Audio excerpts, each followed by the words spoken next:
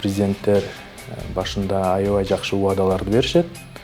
Сөз эркиндиги боюнча, андан кийин эле бийликке келгенден кийин так эң биринчи ошол сокку сөз эркиндигине, ар түрдүүлүккө каршы болот да, тилекке каршы. Кыргызстан светтик мамлекет болгондон кийин диний негизде саясий партия түзүү, же болбосо саясий системаны орнотуу аракеттери көрүлбөшү керек да. Анан диндин дагы ошол саясатка аралашкандыгы өтө туура эмес. Парламент деген нерсе жок бизде азыр. Жок. Парламентте мен кече карап чыктым тизмени.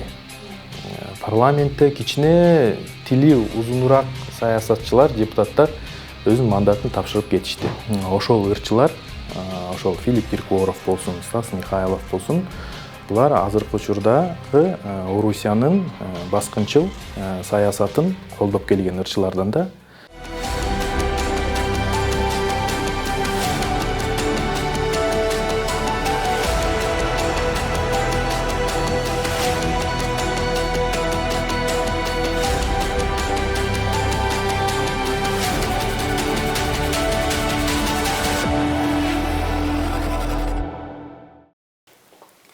Саламатсыздарбы, урматтуу Политклиника медиасынын көрөрмандары. Бүгүн биздин студиябызда конокто жарандык активист Айбек Теңизбай болмокчу.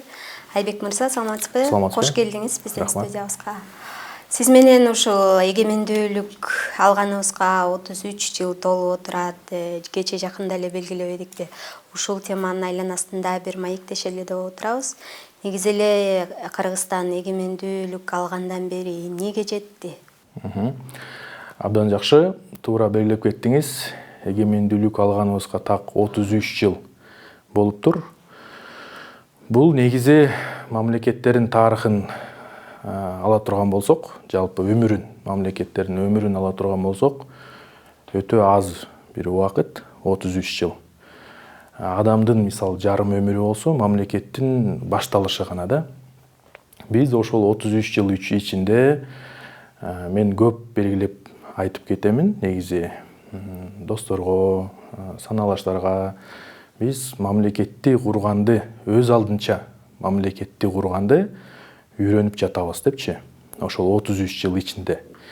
Бул убакытта болгон окуялар да муну жакшы далилдейт го дейм, тастыктайт. Мисалы, башкаруу формасын өзгөртөбүз, президенттерди алмаштырабыз. Мунун баардыгы ошол биз өз алдынча мамлекет куруу аракети катары, үйрөнүү аракети катары мен баамдаймын да. Бул жылдар аралыгында ар түрдүү окуялар катталды. Мисалы, президенттерибиз келди, кетти.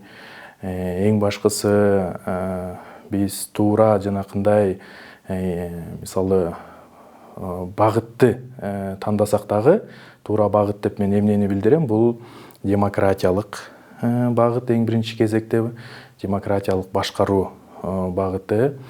Андан тышкары мисалы базар экономикасы, мисалы ошол жолду тандагандыгыбыз дагы туура. Анан ошол жолдо бара жаткан багытыбызда эми ар түрдүү оош кыйыштар болуп жатты. Ошо анан эң башкысы биздин ушул аракетибиз эртеби кечпи биз каалаган бир мамлекетти курууга жакшы бир өбөлгө болуп берет деген ойдомун да. Ушул эгемендик алгандан бери негизи эмнеге жетиштик? Ошол эле экономикалык багытта, ошол эле саясий багытта, социология жаатында мисалы. Жакшы. Эми эмнеге жетишкендик дегенде биз мындай көрө алган же болсо бир сезе алган жыйынтык болбошу мүмкүн. Мисалы мен каалайт элем 33 жылында биз ушундай бир экономикалык өсүштөр жасадык. Ушундай бир чоң мына салыштырмалуу көрсөтүчтөргө жеттик деп мындай айткым келет мен өзүм дагычы. Бирок тилекке каршы ал көрсөткүчтөр чындыгында жок. 33 жыл ичинде мына баардыгыбыз эле ушул жылдар аралыгында мисалы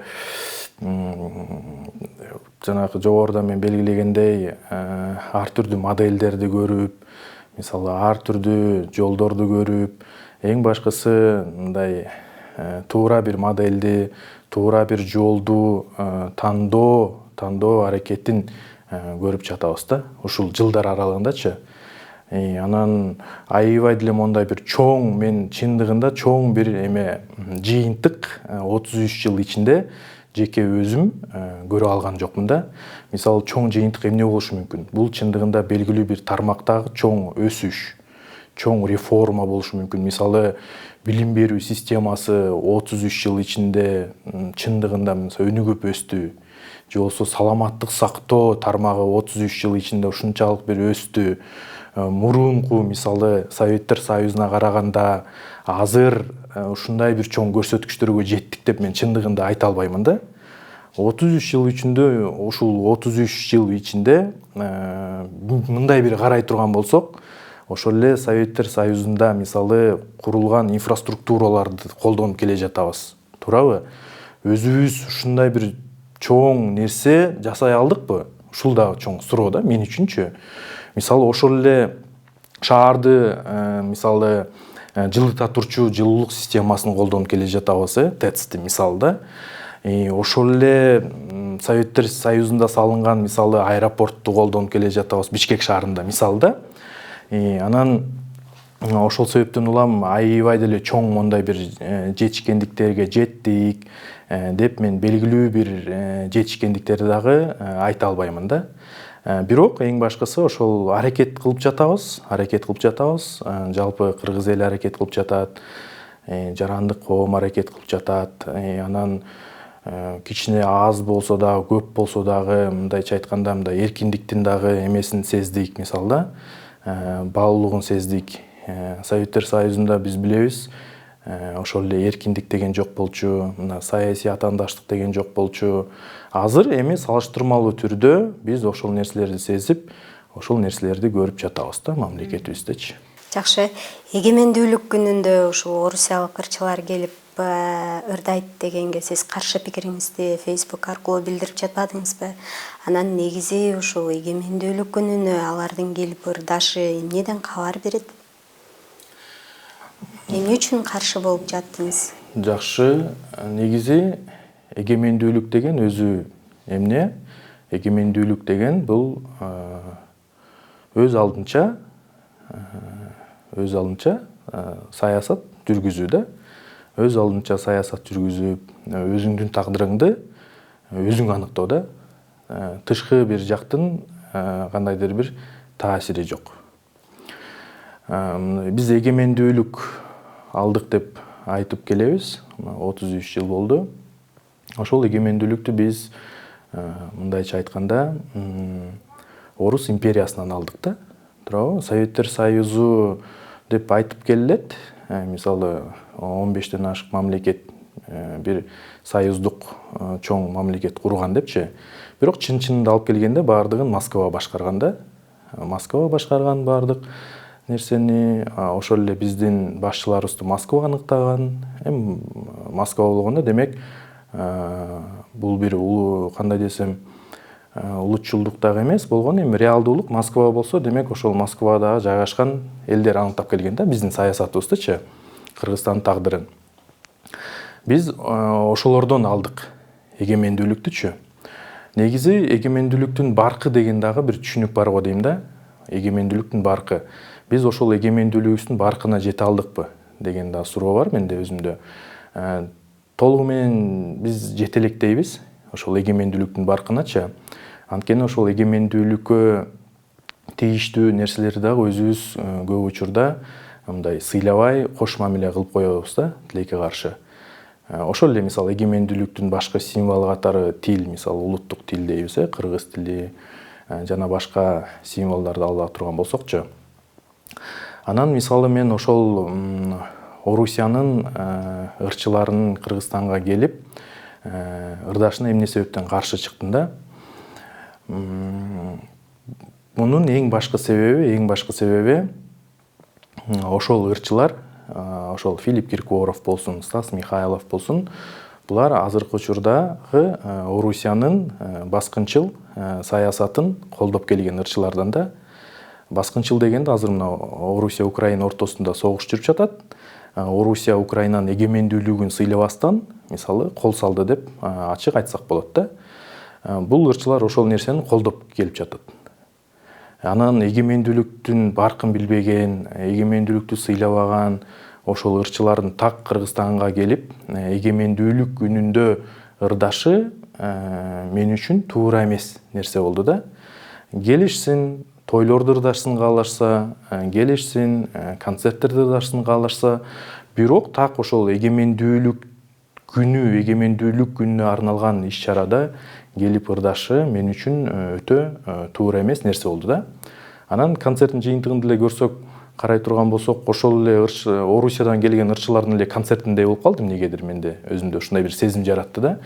Биздин ырчылар бирден эле ырдашса окшойт кыргыз тилинде. Калган баары эле ошол Орусиядан келген ырчылар эле ырдап бийлеп кетишти да. Бул мен үчүн нонсенс. Эгемендүү мамлекет мындай нерсе кылбашы керек беле деген дагы суроо келди мен өзүмдө. Ошол ырчылар мисалы Казакстандын эгемендүүлүк күнүнө барып ырдаштыбы, же Өзбекстандын эгемендүүлүк күнүнө барып ырдаштыбы? Ырдашкан жок. Бирок ошол биздикине келип ырдап кеткендиги дагы кандайдыр бир деңгээлде Кыргызстан дагы эле ошол толук эгемендүүлүккө жете элек. Кыргызстан дагы эле Советтер Союзунда Москвадан кандай көз каранды болсо, азыр деле ошондой көз каранды экендигинин бир далили да болуп кетиши мүмкүн деген ойдомун да. Ошол себептен улам мен каршы чыктым ошол ырчылардын келип ырдашыначы. Жакшы. Анан сиз ошентип постторду биринин артынан бири жазып аткандан кийин эле УКМКга суракка чакырылган жазбадыңызбы? Кирип чыктыңыз, эмне себеп болду суракка чакырылышыңызга? Себеп ошол эле, мен активдүүлүгүм, ошол социалдык тармактардагы активдүүлүгүм боюнча сөздөр болду. Негизи деталдарды айткандагы болбой калат. Ошол боюнча да такташып алганбыз. Негизи эле ошол активдүүлүгүм, менин позициям боюнча кандайдыр бир жөн эле сөздөр, диалог болду. Ошо. Негизи биз азыр ушул эркиндик боюнча сүйлөшүп атпайбызбы? Анан сөз эркиндиги боюнча дагы суроо бергим келип атат да. Себеби акыркы жылдары ушул камакка алынган саясатчылар, ошол эле учурда журналисттер, айрымдары учурда камакта дагы деле. Ошол боюнча сурагым келип атат. Негизи Кыргызстанда сөз эркиндигинин абалы кандай? Кандай баа бересиз сиз? Азыркы учурда сөз эркиндигине аябай чоң соккулар жүрүп жатат чындыгында. Ошол эле журналисттердин камалышы, ошол эле саясатчылардын камалышы азыркы учурда ошол сөз эркиндигине болгон кысымдан кабар берет да. Тилекке каршы биз ошол сөз эркиндигинин баркында толук түшүнө албай жатабыз. Президенттер башында аябай жакшы убадаларды беришет. Сөз эркиндиги боюнча, андан кийин эле бийликке келгенден кийин так эң биринчи ошол сокку сөз эркиндигине, ар түрдүүлүккө каршы болот да, тилекке каршы. Азыр эми кандай болуп жатат бизде? Мына мен Ак үйдү салып бердим. Мына мен Бишкек шаарында жолдорду оңдоп жатамын. Мына мен муну кылып жатамын, мен мына муну кылып жатамын. Бирок саясатты токтотолу. Эркиндигиңерди мага берип койгула дегендей бир аракеттер байкалууда Кыргызстанда тилекке каршы. Бул өтө чоң жаңылыш. Ошол эле эркиндик жок, ар түрдүүлүк жок. Өнүгүү боюнча биз сөз кыла албайбыз да. Мисалы, Путин деле башында Орусияга бийликке келгенде ошондой эле ураандар менен келген. Негизи Путинди башында либералдар өздөрү колдоп чыгышкан. Мына биздин президент жаш депчи. Ал дагы ошондой эркиндик урааны менен бийликке келген. Андан кийин эле биздикиндей ар түрдүү долбоорлорду ишке ашыруу аркылуу эркиндигиңерди мага бергиле, бирок мен ушуларды силерге кылып берем дегендей бир коом менен келишим түзүп, жыйынтыгы эмнеге алып келди, мен ошол жөнүндө сөз кылгым келип жатат. Азыр Путин алмашкыс бир падышага айланды. Кыргызстан дагы ошондой жол менен мен кетүүсүн каалабайт элемин да. Ар бир нерсенин артында эркиндик бар. Ар бир нерсенин артында сөз саясат бар да. Анан саясатты токтотолу, экономикага көңүл буралы деген өзү туура эмес деген ойдомун. Баары бир туура, мындайча айтканда, экономиканы аныкташ үчүн баары бир туура саясат керек. Ошол экономикалык багытындачы, экономика жаатында. Сөзсүз түрдө коомдо эркиндик керек. Мисалы, биз суктанып өнүккөн Америка, мисалы, азыр тилекке каршы ар бир кыргыз жаран Америкага эле баргысы келет. Биз суктанган Жапония же болсо Корея болсун, мындай карасаң, аларга эмне жетишпейт дейбиз да. Мисалы, өнүгүп атышат, өсүп атышат. Билим десе билими ордунда, экономика десе экономикасы ордунда, илим десе илим, спорт десе спорт. Мисалы, Олимпиада оюнда азыр алдыңкылардан болушту. Эмне жетишпейт? Булар саясат токтотуп коюшпайбы? Мисалы да, ушундай логика ушундай болуп атпайбы? Эмнеге азыркы сала турган болсокчу, өнүгүп атышат, саясат токтотушсун, тиги мындайча айтканда, аларда деле тиги оппозиция болбой эле койсун, өнүгүп атышпайбы дегендейчи. Бирок аларда дагы бар да бул нерсечи. Канчалык өнүксө да аларда дагы бар да. Ошол нерселер бизде да болушу керек. Бизде да болушу керек. Ар түрдүү ойлор айтылышы керек, туурабы? Ар түрдүү күрөштөр жүрүшү керек. Ошондо гана өнүгүү болот да, туурабы? Тилекке каршы азыркы учурда ошонун баардыгын жок кылып салуу аракеттери байкалгандай да, мен үчүнчү. Ошонун баарын токтотуп салуу аракети байкалгандай тилекке каршы. Жакшы, негизи ошо бийликтин коррупция менен күрөшүшүнө кандай баа бересиз? Негизи кандай күрөшүп жатат коррупция менен? Бул мисалы Садыр Жапаров менен Жээнбековдун кандай айырмасы болду да мен үчүн. Бул эң башында мисалы Матраимовду камайм деген уран болду да. Жээнбековго караганда Садыр Жапаров салыштырмалуу өзүнүн мындайча айтканда убадасын аткарды да. Жээнбековго факттарды берсе деле, мага факт бергиле деп отура берди. Мына 3 жылдан кийин өзүнүн мындайча айтканда бийлигинен ажырап калды да. Садыр Жапаров болсо бул нерселерди түшүнүп, мисалы элге берген убаданы аткарыш керек экендигин түшүнүп, ошол эле Матраимов маселеси бул Кыргызстандагы коррупциянын мындай символуна айланып калбадыбы? Убада бергенден кийин аны камаш керек экендигин, анан жоопко тартыш керек экендигин түшүндү да. Түшүндү. Жалпы жоон менен айта турган болсок, эми башка биздин башчыларыбызга караганда азыркы учурда коррупцияга каршы аракеттер мындай салыштырмалуу кичине алдыга жылды деген ойдомун. Мисалы ошол эле Жээнбеков, Атамбаевга салыштырмалуучу. Бирок ошол эле учурда мисалы тандалма дагы жеке мен үчүн жүрүп жаткандай байкалып жатат. Мисалы жана мисалы кустуризация деп биз айтып атпайбызбы? Кустуризация дегенибиз дагы бул ошол эле ишкерлерди мисалы кысымга алып, алардын белгилүү бир мүлкүн, белгилүү бир байлыгын, акчасын алып коюу иши да байкалууда. Мени бул жакта тынчсыздандырганы ошол нерседе ачыктык болбогондугу да болуп жатат. Мисалы макул кармадың, кармагандан кийинки процесстер дагы өтө маанилүү деген ойдомун.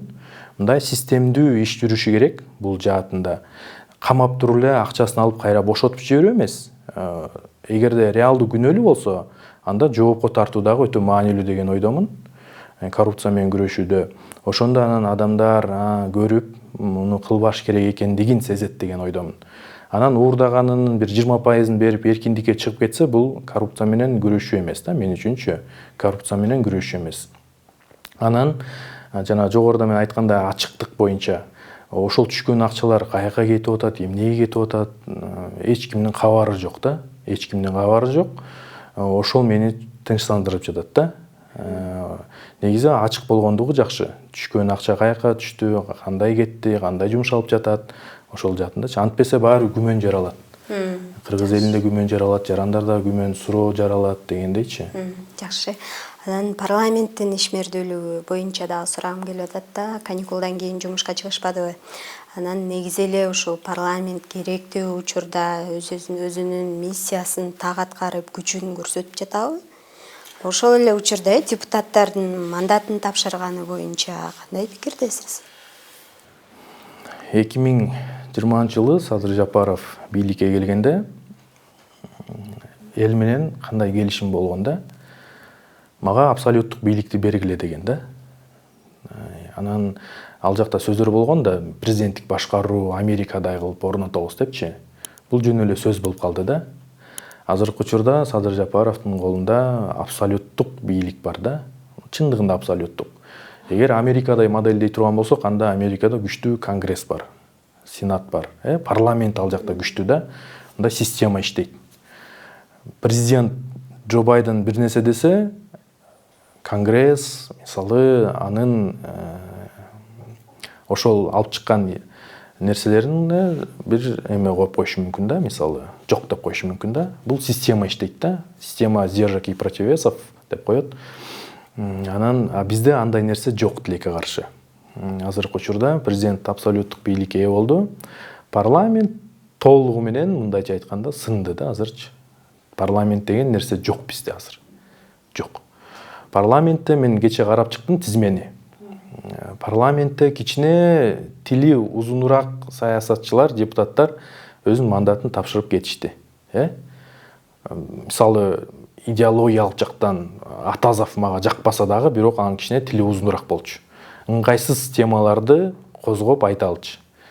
Мисалы Тазабек Икрамов болсун, Нуржигит Кадырбеков, мисалы Адахан Мадумаров. Булар деген мисалы мен аларды мындай саясатчы катары колдобосом дагы, бирок ыңгайсыз суроолорду бере алчу, бийликке альтернативалык бир идеялар айта турчу саясатчылар болчу да. Булардын баардыгы тилекке каршы ар түрдүү себептерден улам мандатынан ажыратылды да. Эми булар жок, парламент толугу менен эле мындайча айтканда көз каранды болду да. Көз каранды болду. Азыр Кыргызстанда ошол мындай ар түрдүүлүктү жана ар түрдүү жанагындай эмелерди, сындарды айтпай, мындайча айтканда бир эле саясий топтун идеялары, ойлору толугу менен ишке мындай ашыргандай бир модель, башкаруу модели Кыргызстанда орнотулуп калды да. Азыр парламент мындай эме жактан, юридикалык жактан парламент деген бар, бирок парламент өзүнүн так милдетин азыркы учурда эч аткарбай калды да, аткарбай калды. Бул деген ошол эле көзөмөлдүк милдети, мисалы көзөмөл азыр президентти же болсо тиги министрлер кабинетин көзөмөлгө ала алабы парламент? Ала албайт да. Ала албайт көзөмөлгө, эч ала албайт. Алардан андай да эмес жетпейт азыркы учурда, күчү дагы жетпейт да. Ошол себептен улам азыркы учурда Кыргызстанда парламенттин ролу өтө эле азайды. Бул качанкага чейин уланат? Азыр мен үчүн суроо, шайлоо келе жатат. Ошол шайлоодагы жалпы Кыргызстандын саясий бир процессине жаңы дем бериши мүмкүн деп ойлоп жатам. Жаңы саясий топтор, жаңы көз караштар чыгабы депчи. Бирок ага жеткирбей эле азыркы учурда ошонун баарын бастыруу, жоготуу, токтотуу аракети жүрүп жатат да тилекке каршы. Жакшы. Ошо сиз Facebook'та мындай деп жазыптырсыз да, биз эркиндик жана эгемендик үчүн согушуп жатабыз. Буга каршы алар ностальгия согушун улантууда депчи. Бул ой менен эмнени айткыңыз келди? Негизи алар кимдер деген суроо. Негизи эми ностальгия дегеним бул ошол Советтер Союзу боюнча бир ностальгия да. Ностальгия дегенде бул психологиялык бир феномен экен. Жакшыбы, жаманбы эске албай эле ошол учур жакшы болчу. Артка кайтуу аракети да. Мындайча айтканда артка кайтуу аракети. Бирок ошол артыбыз кандай эле? Ошол маселе болуп жатат да. Артыбыз менин жеке баамдоом боюнча жакшы эмес болчу да. Эми айтышат баардыгы бекер болчу, мисалы баардыгы жакшы болчу депчи. Бирок ал менен бирге аябай чоң кемчиликтери да бар болчу. Мисалы мен андай кемчиликтерди азыркы Кыргызстанга каалабаймын да. Андай нерселердин болушунчу. Анан биз дегени мисалы мен Кыргызстандын жарандары, кээ бир жарандары дейин жалпылабай. Эми эркиндикке болгон согуш дегенде ошол жалпы эркиндик бир эме орносун Кыргызстанда жалпы абал, ошол эле эркиндик, эгемендик, мисалы чыныгы эгемендик орносун. Кыргызстан эч кимден мындайча айтканда эми толук көз карандуулукка жетүү мүмкүн эмес, бирок ошол эле ой, мисалы ой көз карандуулугуна жетсек жакшы болмок, мисалычы. Ошол эле кыргыз жарандары, кыргыздар өз алдынча отуруп, ар бир адам өзүнчө ой жүгүртө ала турчу бир даражага жетсекпи деген мен оюм болчу да булчу. Мисалы эркиндик, эгемендик дегени мисалы өзүбүздүн баалуулуктарыбызды өзүбүз аныктай тургандай кылып, мисалы Кыргызстанда дагы эле мисалы да Бишкекте дагы эле 4 райондун аты алмашыл элек да. Ошол эле Советтер Союзунан атайын идеологиялык бир максатта коюлган аттарды эгемендүү кыргызча Кыргызстандын бир аттарын кое албай жатабыз да. Бул деле ошол ностальгиядан келип чыккан мындай көз карандуулуктан кабар береби деген ойдомун да. Ушул боюнча мен негизи эме кылгам, сөз кылгам бул жактачы. Анан биз алар дегеним эми ошол муундун адамдары, азыркы бийликте отурган адамдар, мисалы ошол муундун адамдары дагы эле ошол нерсе таасир этип жатат да. Мунун деле түпкү бир эмеси бар, себеби бар. Мисалы Советтер Союзунда ошол эгемендүүлүктү алуу боюнча референдум жүргөндө 90-дон ашык Кыргызстан жарандары эгемендүүлүктү каалаган эмес да. Эгемендүүлүктү мындайча айтканда баркын билген эмес да. Азыркы учурда эң башкы милдет, эң башкы биздин алдыбызда турган милдет, миссия бул ошол эгемендүүлүк сезимин бекемдөө да, ойготуу Кыргызстандачы ошонун баалуулугун калыптандыруу болуп жатат да. Ошол эгемендүүлүктүн чындыгында эмесин мындай баалуулугун бекемдесек, ошол дагы бир чоң жетишкендик болмок беле деймин да. Мисалы 33 жыл аралыгындачы Кыргызстанда тилекке каршы анын ордуна азыр ошол эме аракет, ностальгия дагы эле уланып келип жатат деп мындай өзүнчө эме толугу менен ошол мурунку доордон айрыла албай жатабыз. Жаңы доорду, жаңы нерсени куруш үчүн мурункудан айрылыш керекпиз да, сөзсүз түрдөчү. Ошо. Жакшы, акыркы суроомду узатайын сизге. Негизи дин иштери боюнча мамлекеттик комиссия Кыргызстанда дин тутуу эркиндиги жана диний бирикмелер жөнүндө жаңы мыйзамды долбоорун сунуштады да. Негизи бул мыйзам долбоорунда ушул 37 беренеден турган документ экен. Ушул мыйзам долбоору менен таанышып чыктыңызбы? Негизи ушул боюнча кандай пикирдесиз? Ал жакта ошол саясий партияларды, диний партияларды түзүүгө уруксат берилбейт. Негизи бийликтин көрүп жаткан аракеттердин баардыгы эле жаман эмес. Мисалы арасында чындыгында жакшы ойлонулган иш аракеттери дагы бар да. Ошолордун бири мен ушул мыйзам долбоору деп ойлоймун жеке өзүм. Бул мыйзам долбоору көбүнчө ошол мындай саясат жагына багытталган экен. Өзгөчө ошол диний адамдардын, диний партиялардын саясатка аралашуусун бөгөттөй турчу бир мыйзам долбоору экен да. Бул Кыргызстандын азыркы учурунда өтө актуалдуу деген ойдомун. Акыркы шайлоолор буга жакшы далил. Мисалы биздин улуттук телеканалыбыздан чыгып, ачык эле мен шарият орнотом деген адамдар болбодубу? Мисалычы, ошондой саясатчылар болду. Бул нерсе Кыргызстан светтик мамлекет болгондон кийин диний негизде саясий партия түзүү же болбосо саясий системаны орнотуу аракеттери көрүлбөшү керек да. Анан диндин дагы ошол саясатка аралашкандыгы өтө туура эмес. Муну тарых далилдеди. Биз башыбыздан муну өткөрө элек болсок дагы жакынкы мисалы биздин кошуналарыбыз Афганистан болсун, мисалы Сирия болсун, башка өлкөлөр буга жакшы далил да. Азыркы учурда Кыргызстанда диндарлашуу аракети өтө тездик менен жүрүп жатат. өтө тездик менен жүрүп жатат. Ошондой урандарды айткан адамдар дагы колдоо алып жатышат. Бунун баардыгы акырындык менен келип саясатка да аябай чоң таасирин тийгизиши мүмкүн да. Ошол себептен улам алдын алуу керек. Анан биз светтик мамлекет болгондон кийин ошол светтик принципти бекем кармап калуубуз дагы керек да. Бул аракеттер ошого багытталган деген мен ойдомун да. Анан эми мындай да, адам укугу деген менен белгилүү бир чектөөлөр болот да. Мисалы, адам укугу деп эле бирөөгө бирөөнү өлтүрүп коюуга биз жол бербейбиз да. Бул анын адам укугун чектегендик боюнча кабар бербейт да. Бул деген эме позитивная дискриминация деп коет. Эми бул жок болбойт экен да.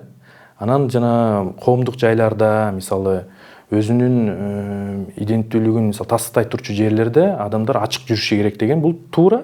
Ошондой болуш керек да. Мисалы, жабык жүрсө биз билбейбиз да ал ким экенин, эмне экенинчи. Ошол себептен улам бул туура багыт да. Азыр ошо толугу менен жамып жүргөндөр дагы көбөйө баштады го. Мисалычы, мунун артында дагы чоң нерселер жатышы мүмкүн. Мисалы, ал ким, эмне үчүн жүрөт, кандай жүрөт, андай болбошу керек да.